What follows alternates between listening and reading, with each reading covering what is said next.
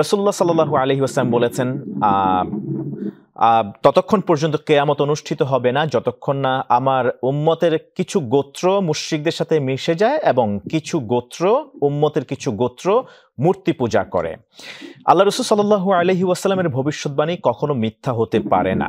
বর্তমান যুগে আমরা যারা আন্তঃধর্মীয় সহাবস্থানে আছি, সেই ক্ষেত্রে অতি উদারতার কারণে কি আমরা এই সব ভবিষ্যৎবাণীর মুখোমুখি হচ্ছে কিনা, কিংবা আমরা আমাদের ধর্মীয় অনুভূতি কিংবা ইসলামের বিরুদ্ধে কোনো কাজ করছি কিনা, কিংবা আমাদের ঈমানের কোনো ক্ষতি হচ্ছে কিনা, এই বিষয়ে সতর্কতামূলক যদি কিছু কথা কোরআন সুন্নাহর আলোকে তুলে ধরতেন প্লিজ।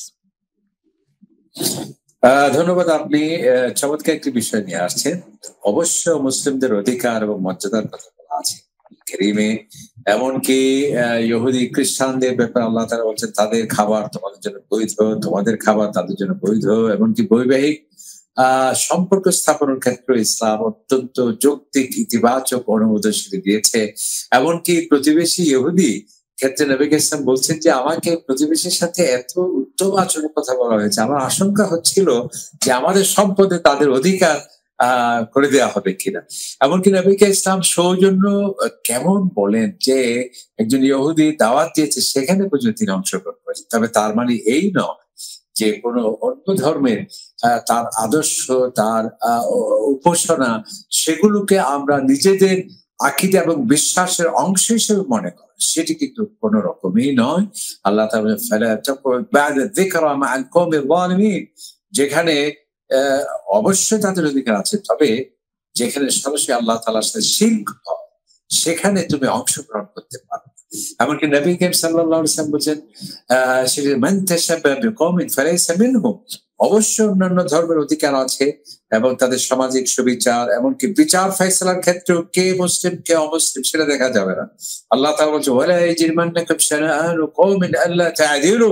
তুমি যখন বিচারকের আসনে বসবে, বিচার প্রার্থী, সেটি যাতে তোমার কোনো তাদের প্রতি পূর্ব কোনো সম্পর্কে টানা পড়েন যাতে বিচারের ক্ষেত্রে প্রভাব না ফেলে। সুবহান।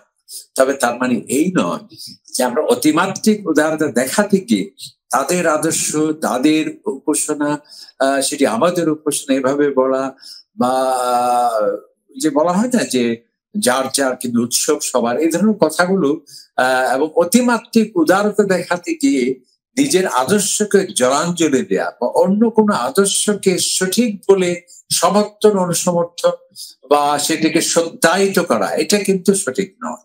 তবে প্রত্যেকে যার যার ধর্ম স্বাধীনভাবে সে পালন করবে।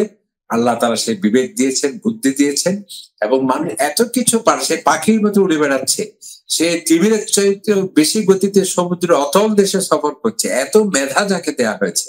আল্লাহ তাআলা বলছেন সত্য কোনটি দালিলিক প্রমাণ দিয়ে আমি সেটি বলে দিয়েছি, এখন মানা না মানা সে অধিকার, সে ফ্রিডম অফ চয়েস, সে ফ্রিডম অফ স্পিচ, সে ধর্মীয় স্বাধীনতা মানুষকে দিয়েছি, এবং এই জন্যই জান্নাতে পৌঁছানো।